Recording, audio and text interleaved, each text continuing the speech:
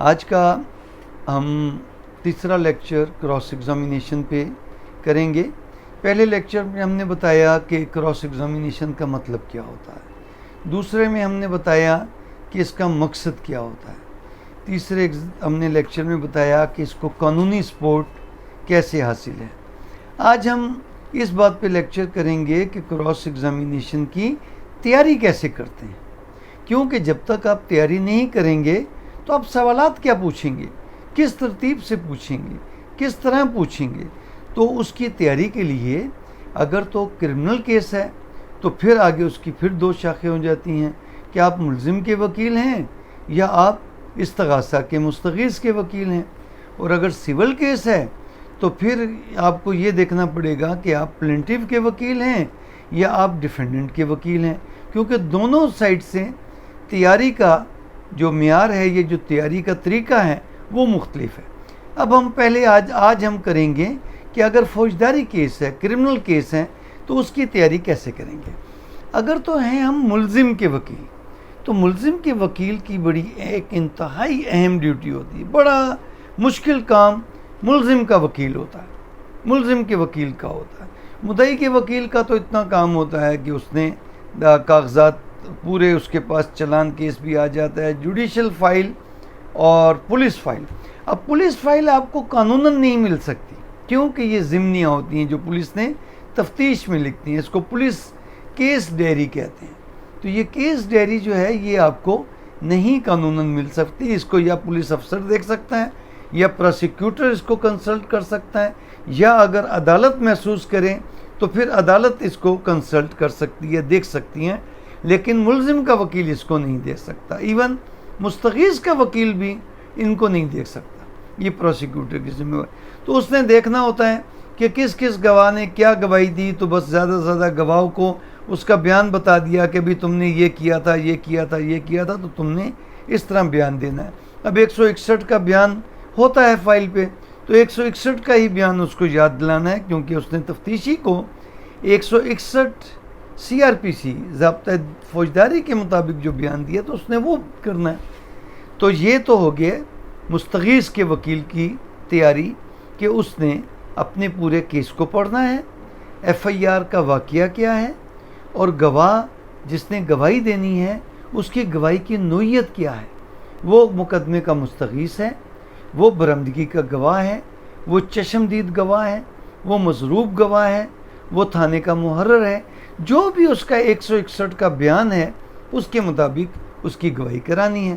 اگر وہ ڈاکٹر ہے تو اس نے ڈاکٹر نے کیا کیا ہے اس کیس کی تفتیش میں، وہ اس نے عدالت میں بیان دینا ہے۔ تو اسی طرح جو تفتیشی افسر ہے اس کے بیان کرائیں گے، جو محرر جس نے FIR کا اندراج کیا اس کی، تو اس کو اس کا کام ذرا کم ہے تو اس کا کام بھی بہت اہمیت کے حساب سے تو اس کا کام بہت زیادہ اہمیت کا حامل ہے، لیکن محنت جو ہے وہ ملزم کے وکیل کی زیادہ ہوتی ہے۔ اچھا، اب ملزم کا وکیل اپنے کیس کی تیاری کیسے کرے گا؟ نمبر 1، وہ اپنے کیس کے مکمل کاغذات پہلے اپنے پاس رکھے گا۔ اب مکمل کاغذات میں کیا آ جاتے ہیں؟ ایک تو جوڈیشل فائل ہے اور ایک پولیس فائل ہے۔ قانونی طور پر وہ جوڈیشل فائل کے کچھ ڈاکومنٹس کی سرٹیفائڈ کاپی لے سکتا ہے، کچھ کی نہیں لے سکتا۔ 161 کے جو بیانات ہیں گواہوں نے جو دیے ہیں وہ تو ان کو عدالت دے دیتی ہے ملزم کے وکیل کو، لیکن اس سے کہاں کراس ایگزامینیشن تیار ہوتی ہے۔ اس کے علاوہ کہ جو باقی کے نوٹس ہیں، نقشن ہے اور برآمدگی کے کاغذات ہیں، تو اس کی آپ قانونی طور پہ تو آپ اس کی مصدقہ نقل لیں گے عدالت سے، ٹرائل کورٹ سے، پھر آپ تیار کریں گے۔ لیکن غیر قانونی طور پہ تو میں نہیں کہوں گا، لیکن 2 نمبر طریقے سے آپ کو سارے ڈاکومنٹس مل جاتے ہیں۔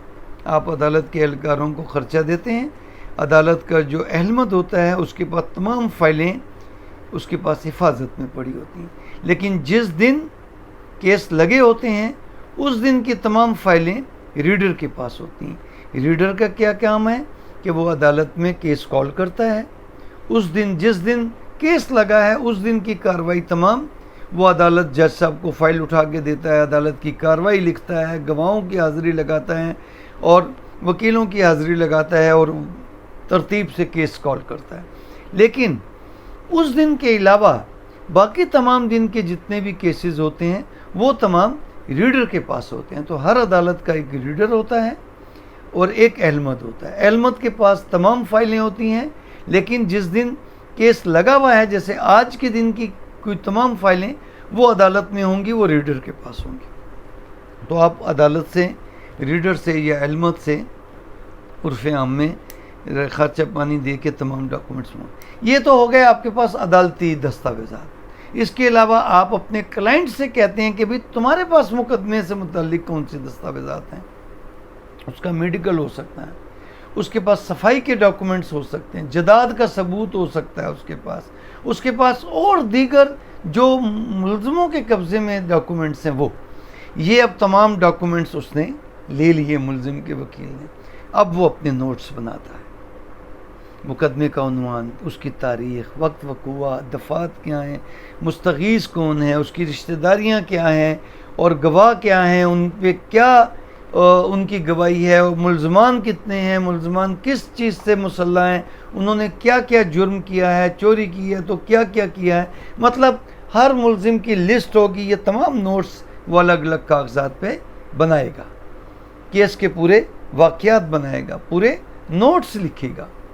پھر اس کے بعد وہ ایک الگ کاغذ پہ تفتیش میں ترتیب وار کیا ہوا، پہلے دن تفتیشی افسر نے کیا کیا، دوسرے دن کیا کیا، تیسرے دن کیا کیا، چوتھے دن کیا کیا، تو اینڈ چلان مرتب کرتے تک اس نے کیا کیا. جب اس نے کوئی کارروائی کی ہے تو اس کو تیار کرنا پڑے گا کہ آج اس نے برآمدگی کی ہے، آج اس نے ملزم کو گرفتار کیا ہے، کہاں سے کیا ہے، گواہوں کو کیسے بلایا ہے.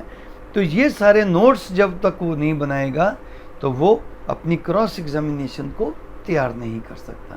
پھر وہ گواہوں کی لسٹ بنائے گا کہ اس گواہ نے کیا گواہی دینی ہے، اور اس کی گواہی دینی ہے تو پھر اس سے میں نے کیا کیا سوال پوچھنے ہیں. جو اس کی گواہی جو اس نے 161 کے بیان میں کہا اور اس کے مطابق جو اس نے عدالت میں بیان دیا، ہم نے اس کو جھوٹا ثابت کرنا، اس کی باقی کی کہانی کو نہیں کرنا. جو اس نے عدالت میں ایگزامینیشن چیف دیا ہے آپ نے اس کو جھوٹا ثابت کرنا. ہاں اگر آپ سمجھتے ہیں کہ اس نے کوئی بات چھپائی ہے یا یہ کوئی اور مقدمے کی بات جانتا ہے تو پہلے آپ اس کو ایسا سوال کریں گے کہ اس کا تعلق بن جائے اس بات کے ساتھ، پھر آپ اس کو اس سے متعلق سوال پوچھتے جائیں. تو کہنے کا مطلب ہے کہ ایک وکیل اگر وہ مستغیث سائٹ سے ہیں تو اس کو کن کن دستاویزات کا خیال رکھنا ہے، کن کن دستاویزات کو پڑھنا ہے، اس نے بھی نوٹس بنانے ہیں تمام، اس نے بھی تمام گواہوں کی لسٹ بنانی ہے، اس نے بھی تمام ملزموں کی لسٹ بنانی ہے، وہ کس کس اسلحے سے مسلح تھے، وہ یہ تمام نوٹس، اس نے بھی گواہیوں کا خلاصہ لکھنا ہے، گواہوں کی لسٹ بنانی ہے، اور اس نے بھی پوری تفتیش کی ایک لسٹ بنانی ہے. تو ایک مستغیث کا وکیل کا بھی بہت اہم کام ہے کہ کوئی بات رہ نہ جائے. اسی طرح ملزم کے وکیل نے بھی تیاری کرنی ہے اپنے دستاویزات سے اور کیس کے چلان کے کاغذات سے کہ لسٹ بنائیں، اور اس نے پھر اپنے سوالات بنانے ہیں.